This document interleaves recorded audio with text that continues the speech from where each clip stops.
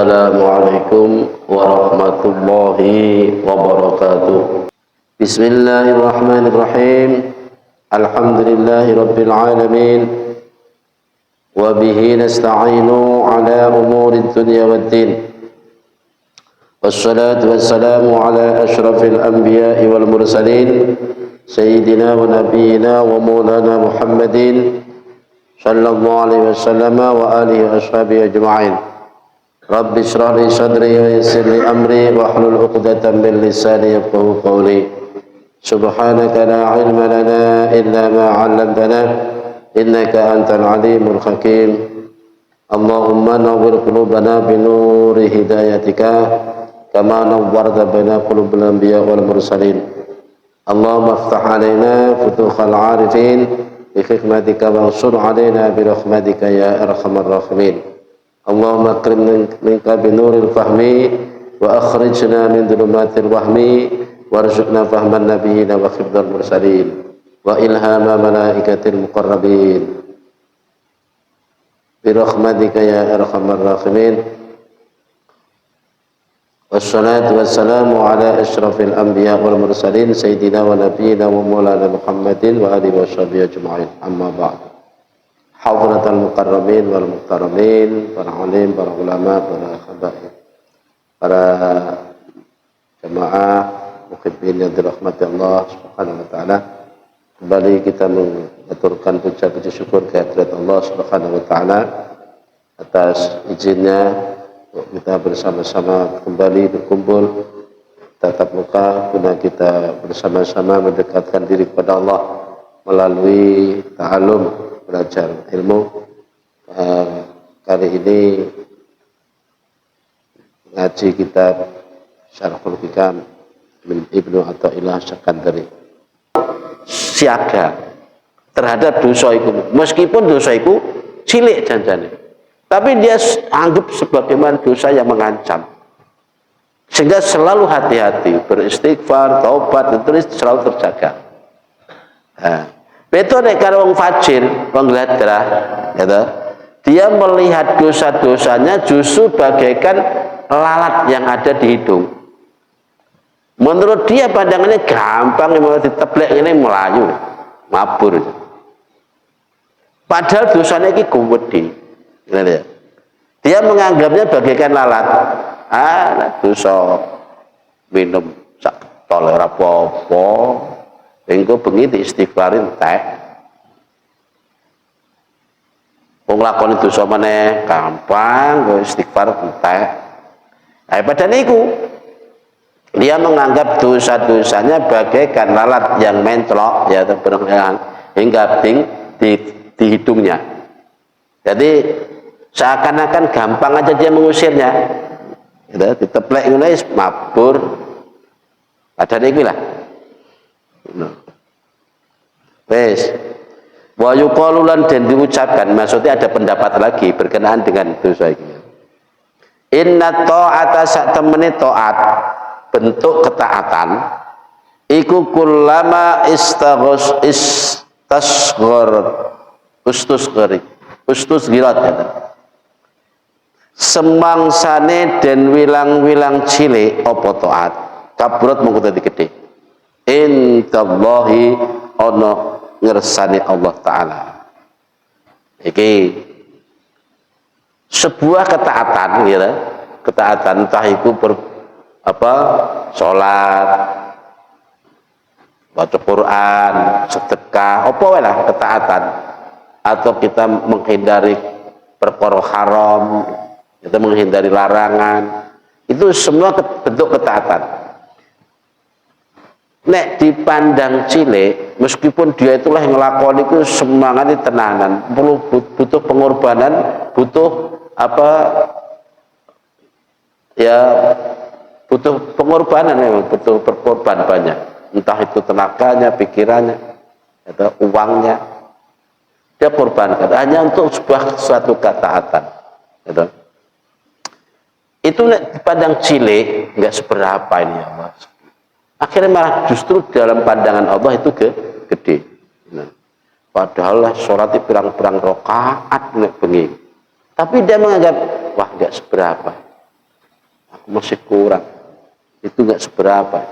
Padahal istighfarnya beribu-ribu, maca sholawatnya ya beribu-ribu, mulai merasa kurang, itu kecil. Ketaatan yang terlalu kecil itu kurang. Ya, sesuatu yang sebuah ketaatan yang dianggapnya yang kecil, justru dalam pandangan Allah itu menjadi besar. Ya. Terus sebalik wa innal maksiata lan sak temene maksiat iku kulamas iki ta ulamas tu'zimat semangsane diwilang-wilang gede. Wilang-wilang gede. Sanggurat mongko dadi cilik.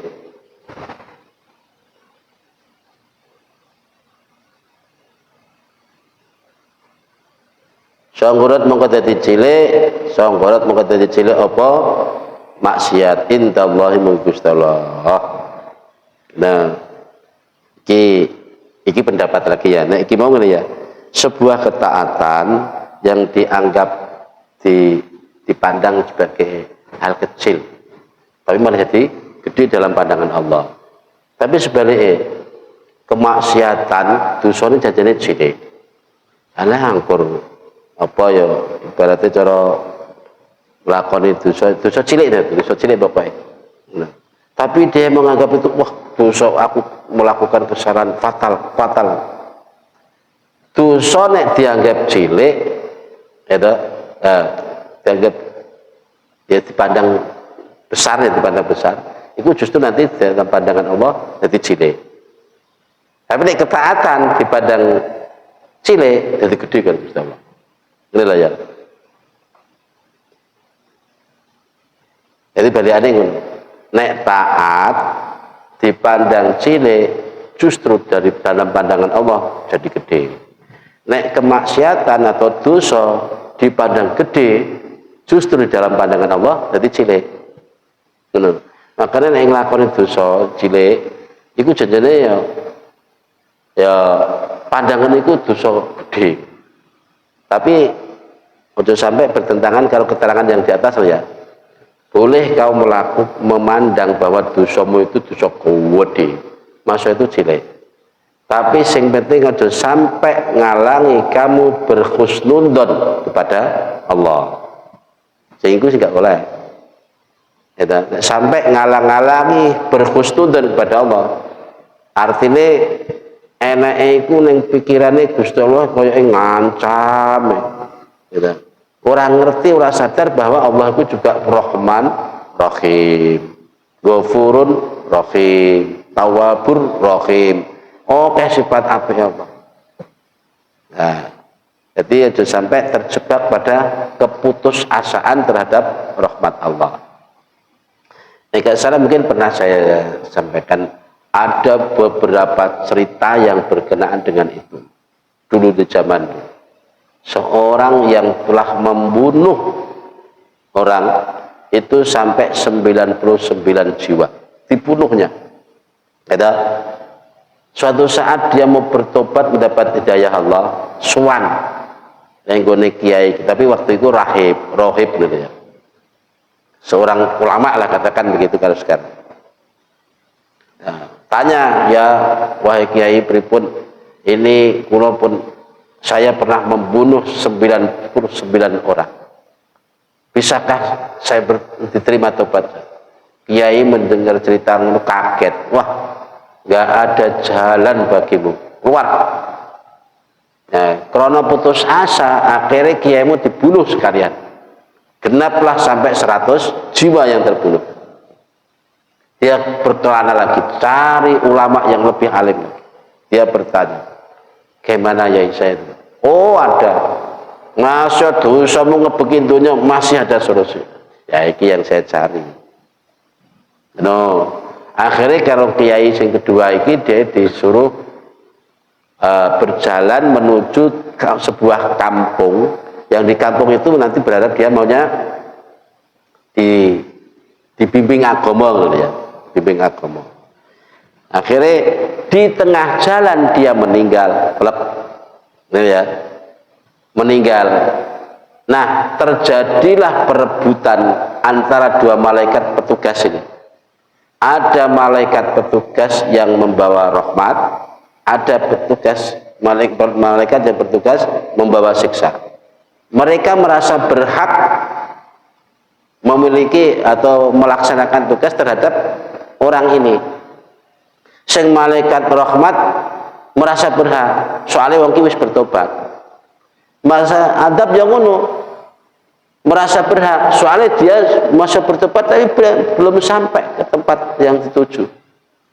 Sampai pada akhirnya di situ diukur, ya, antara tepok nggone niate bertobat mau arep ning nggone Pak Yai kedua lah, anggapan dari situ sampai ke tujuan kampung sebelahnya, terus tengah-tengah peristiwa TKP dia meninggal situ, diukur lebih dekatan mana dia dari tempat dia beranjak kepada tempat tujuannya. Wong ceketake pas tengah-tengah ndel iku. Akhirnya setelah malaikat loro mengukur, diukur mulai dari tempat dia beranjak sampai ke TKP situ dengan kampung tujuan. Itu mung selisih, anggapan mung tidak hanya meteran aja, tapi jarak senti aja. Anggap aja selisih 10 senti aja jarak itu. Lebih dekat menuju tempat di mana kampung yang dimaksud. Artinya dia lebih dekat kepada tujuan tobatnya, daripada jauh perjalanan tadi. Ngunungi akhirnya kena malaikat rahmat. Ya wis, malaikat adab merasa ya sudah nggak berhak toh. Ya sudah kalau begitu. Soalnya dia sudah lebih jauh daripada yang belum terlaksana. Maksudnya tujuan yang belum dituju. Ya, seperti itu sifat Allah dalam menyikapi hambanya, gitu. Orang kok terus ya memang kalau kita mikir kalau dosa iku diplekno dihadapkan dengan sifat keadilannya Allah, maka tidak ada harapan sama sekali, entah itu dosa kecil, dosa besar, gak enek sing selamat, gitu. Tidak ada yang selamat kalau dihadapkan dengan sifat adile Allah. Kabeh wong menungso saalam dunya, bahkan para nabi pun tidak layak mengharapkan ampunan. Soalnya adile Allah sing diadil. Ya. Bismillahirrahmanirrahim. La rotan ora ana dosa cilik iku maujud. Ida balakang tatkalane bandingi ing sira apa adlu lha kira apa adlu adili Allah ya kita. Jadi nek dihadapkan kepada adili Allah ora enek dosa cilik gede, ora enek selamat kok nek selamat ngono lho gampangane. Wa tasarrufuhu wa adil, sing dimaksud adil apa? Iku tasarrufuhu oleh nglakokake Allah fi mulki ing dalam keratane Allah min ghairi hujrin tapi tanpa nyegah alaihi ngatasé Allah. Fa idza dhaharat terkanane terus bertelo apa sifatul adli sifat keadilan alaman ing ngatasé wong abghadha mongko bendu ing man sapa Allah Gusti Allah taala wa maqtahulan artinya yang bendu sapa Allah ing man batalat mongko batal apa hasanatu pira-pira kebagusane man wa adat lan bali apa sapa iruhu pira-pira dosane man kabaira ing iku kabaira dosa gede. Jadi iki ya ora enek dosa cilik nek dihadapkan sifatnya adilan Gusti Allah. Tapi ya sebaliknya ngene maneh, wala kabirata lan ora ana dosa gedhe iku maujud idza wajjahaka nalikane madhepake sapa ing sira madhep ing sira apa fadluhu kanugrahane Allah.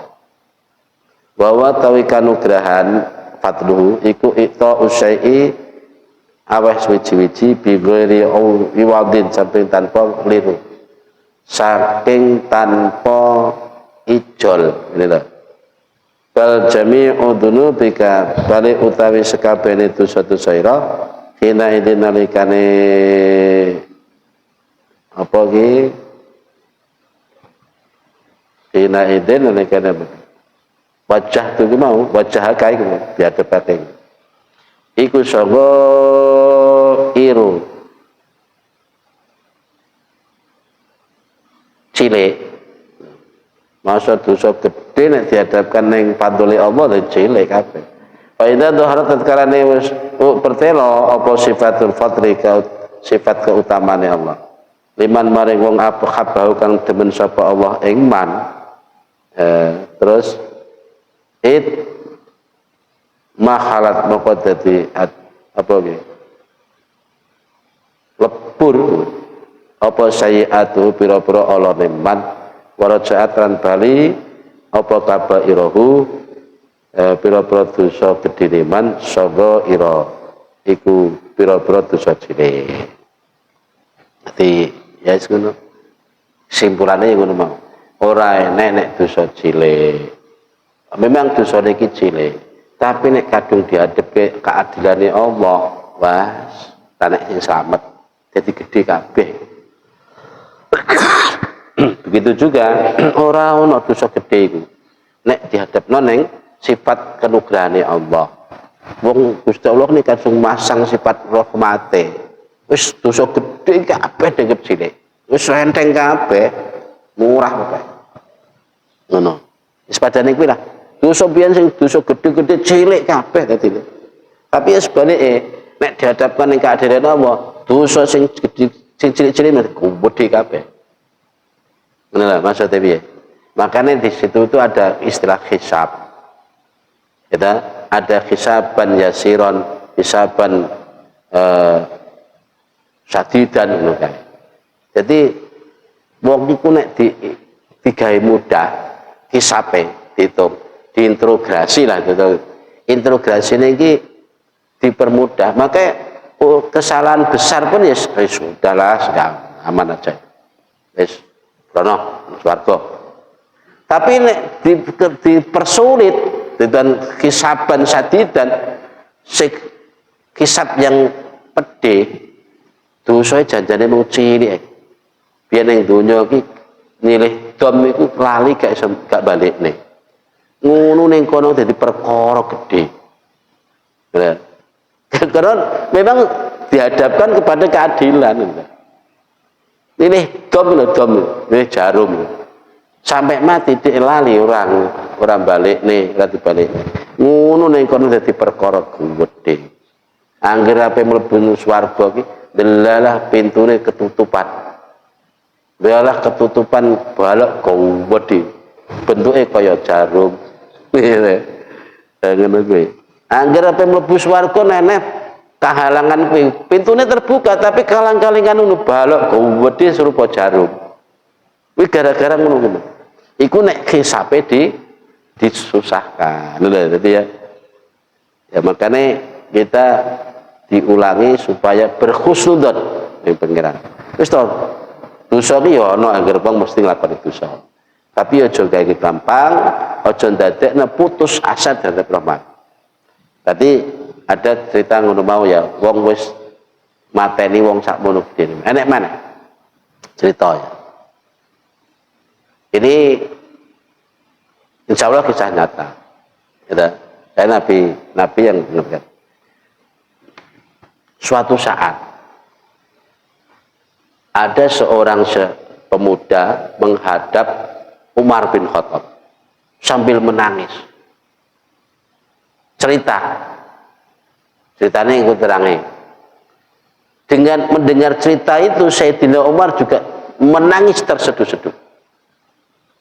Akhirnya Umar nggak bisa memutuskan, ayo tak musuhan ke Kanjeng Nabi, sowan ke Kanjeng Nabi. Nah, akhirnya pemuda itu diajak sowan ke Kanjeng Nabi. Pertama ya Sayyidina Umar rawuh sowan sik ta, sambil menangis. Gitu. Sayyidina Umar menghadap Nabi sambil menangis. Ya Umar, ada apa? Kenapa kau menangis? Apa yang menyebabkan kau menangis?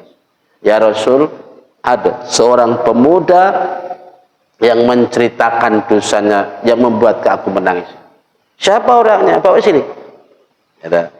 Setelah itu pemuda itu dihadapkan Rasul. Cerita dia, malu-malu, mau cerita malu, takut juga. Akhirnya terpaksa dia cerita. Ya Rasul, dosaku itu sangat besar. Apakah dosamu lebih besar daripada aras? Tentu aras lebih tinggi. Apakah dosamu lebih luas dari rahmat Allah? Tentu rahmat Allah lebih luas. Coba ceritakan apa dosamu. Dia cerita. Akhirnya dengan paksa pemuda ini cerita, ya Rasul, aku ini seorang pemuda kampung. Pekerjaanku ini adalah tukang penggali kubur. Betul ya? Penggali kubur. Nah, suatu saat ada seorang perempuan ya, dari kaum Ansor meninggal. Sebagaimana biasa ada orang meninggal digalikan kuburnya, terus ya dikubur.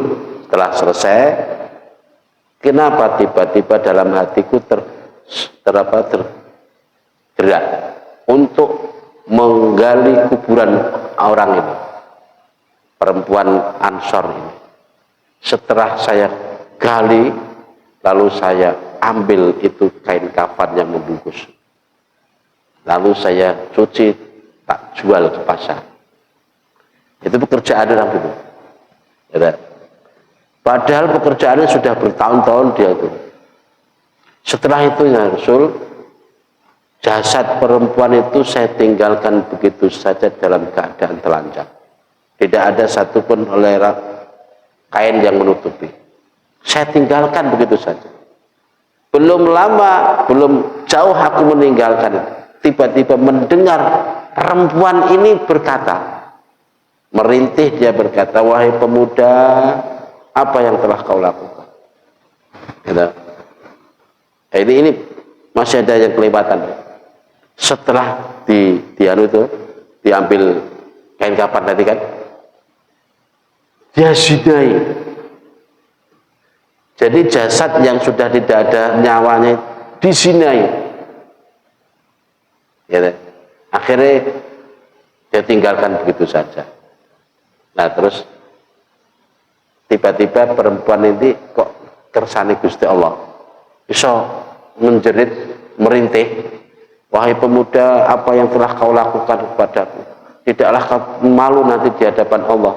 Kau tinggalkan aku dalam keadaan telanjang di antara orang-orang di kuburan ini. Mendengar ceritanya pemuda ini, Nabi sempat merah mukanya, langsung beranjak dari duduk berdiri Nabi. Pemuda, ya kau dari hadapanku. Saking bayangannya mungkin dosane kaya ngono ki gedene gitu. Nah, diusir itu pemuda. Akhirnya pemuda ini ya menelongsa ta. Dia menyepi di sebuah bukit yang mungkin nggak jauh dari dalamnya Rasul, nggak jauh dari masjid Madinah itu. Kan sana memang banyak, dulu kan bukit-bukit itu. Di balik bukit itu sampai seminggu, 7 hari 7 malam dia nggak makan. Lunglai dia, hampir jatuh dari tebing bukit. Di saat yang kritis seperti itu, dia langsung berdoa kepada Allah, ya Allah, inilah aku, inilah tingkahku, inilah keadaanku. Aku telah menghadap kepada Rasulmu dan mengungkapkan cerita dosaku yang begitu besar. Tapi ternyata Rasul tidak berkenan menerimaku. sekarang tinggal Engkau harapanku ya Allah. Ini ketulusan hati. Kita bisa bayangkan ya, dosanya kaya ngono mau lah, ya ta. Dosanya kaya ngono. Nabi aja sudah gak terima. Jadi sampai dia pasrah ning pengiran, karena yo gak putus asa nih. Gak putus asa. Ya Allah, jika Engkau hari ini berkenan menerima tobatku, tolong kasih tahu Rasulmu dan para sahabatnya. Tapi jika Engkau tidak berkenan menerima tobatku, sekarang juga silahkan. Ini jasadku ini bakar. Yes, penyamber petir kahapong. Di saat itu pula Allah menjawab tunggu wong iki, tobat ya. Tiba-tiba di rumah Rasul sudah ada tamu. Malaikat Jibril datang.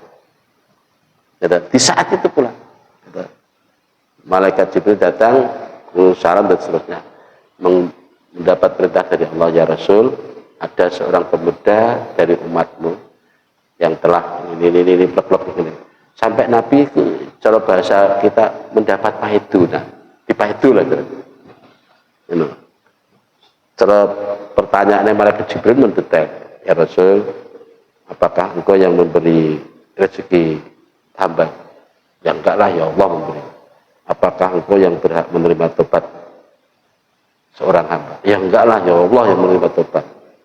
Akhirnya Malaikat Jibril sampai berkata, ada seorang umat yang menggambarkan, menceritakan dosanya segitu saja, telah malah Engkau tolak, Engkau usir. Apalagi nanti Engkau sebagai pemimpin umat, umpama nek wong akeh mengadukan kesalahan, dosa-dosa, kayak apa nanti? Ketahuilah Muhammad bahwa Allah telah menerima tobatnya orang tersebut. Akhirnya Kanjeng Nabi ngutus sahabat Umar karo Sayyidina Ali kon ngupapapung iku. Setelah dipapat balik sowan nang Kanjeng Nabi pas wayah maghrib. Nah, ceritanya kan wayah maghrib, indelalah surat yang dibaca saat itu alhaqumut, pas pada ayat alhaqumut takasur hatta zurtumul maqabir. Pemuda ini jerit mungkin Allah langsung mati. Nah, itu. Jadi Allah menjawab doanya, bukti ini mati nih wong iku ya neng di kalangan para sahabat saat sholat maghrib bersama Rasul. Artinya cerita ngono maksudnya apa toh? Itulah gambaran bahwa betapa luasnya rahmat Allah atau ampunan Allah terhadap hambanya. Jadi dosa sakmono apa maneh ngono kecil dibanding rahmatnya Allah. Makanya sekali lagi tidak boleh berputus asa dan tidak boleh suudzon dengan pengiran. Siti wallahu alam syam. Al-Fatihah. A'udzu billahi minasyaitonir rajim. Ar-Rahmanir Rahim.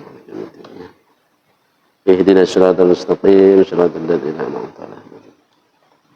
Subhanallah bihamdihi adada khalqihi wa adada nafsihi wa zinata 'arshihi wa kalimatihi. Subhanallah bihamdihi adada khalqihi wa adada nafsihi wa zinata 'arshihi. Allah bihamdihi adada khalqihi wa adada nafsihi wa zinata 'arshihi.